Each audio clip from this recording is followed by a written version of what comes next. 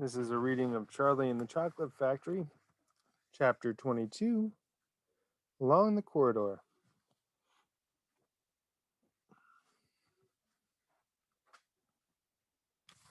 Well, well, well, sighed Mr. Willy Wonka. 2 naughty little children gone, 3 good little children left. I think we'd better get out of this room quickly before we lose anyone else. But, Mr. Wonka, said Charlie Bucket anxiously, will Violet Beauregard ever be all right again, or will she always be a blueberry? They'll dejuice her in no time flat, declared Mr. Wonka. They'll roll her into the dejuicing machine, and she'll come out just as thin as a whistle. But will she still be blue all over? Asked Charlie. She'll be purple, cried Mr. Wonka. A fine, rich purple from head to toe. But there you are. That's what comes from chewing disgusting gum all day long.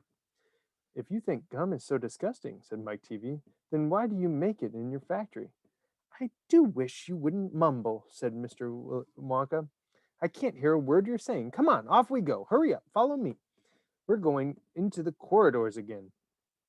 And so saying, Mr. Wonka scuttled across the far end of the inventing room and went out through a small secret door hidden behind a lot of pipes and stoves.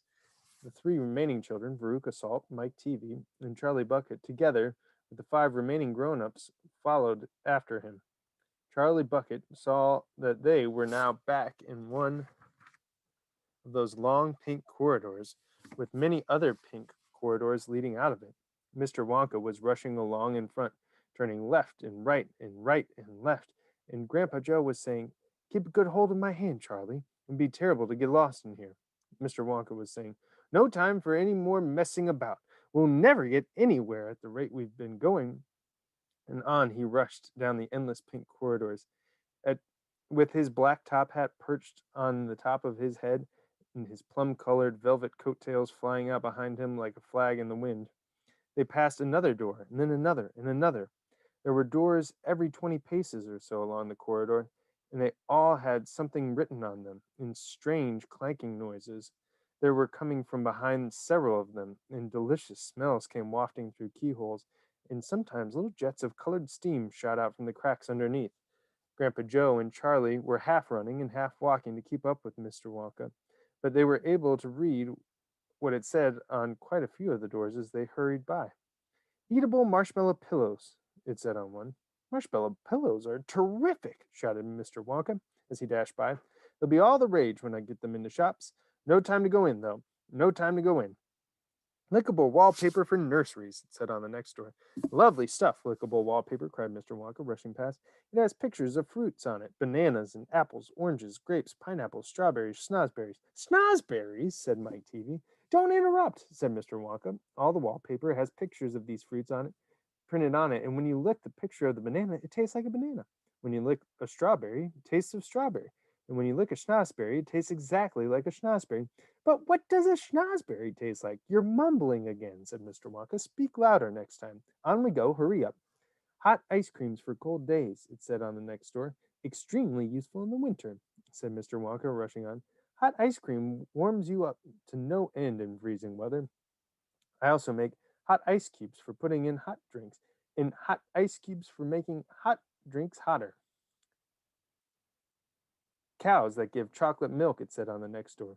Ah, my pretty little cows, cried Mr. Wonka. How I love those cows. But why can't we see them? Asked Veruca Salt. Why do we have to go rushing past all these lovely rooms? We shall stop in time, called out Mr. Wonka. Don't be so madly impatient. Fizzy lifting drinks, it said on the next door. Oh, those are fabulous, cried Mr. Wonka. They fill you with bubbles, and the bubbles are full of special kind of gas.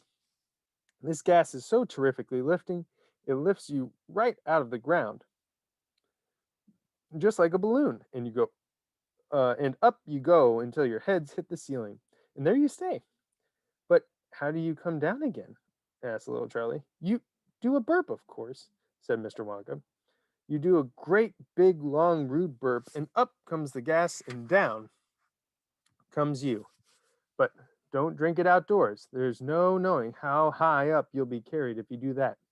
I gave some to an old Oompa Loompa once out in the backyard, and he went up and up and up and disappeared out of sight. It was very sad. Never saw him again. He should have burped, Charlie said. Of course he should have burped, said Mr. Wonka.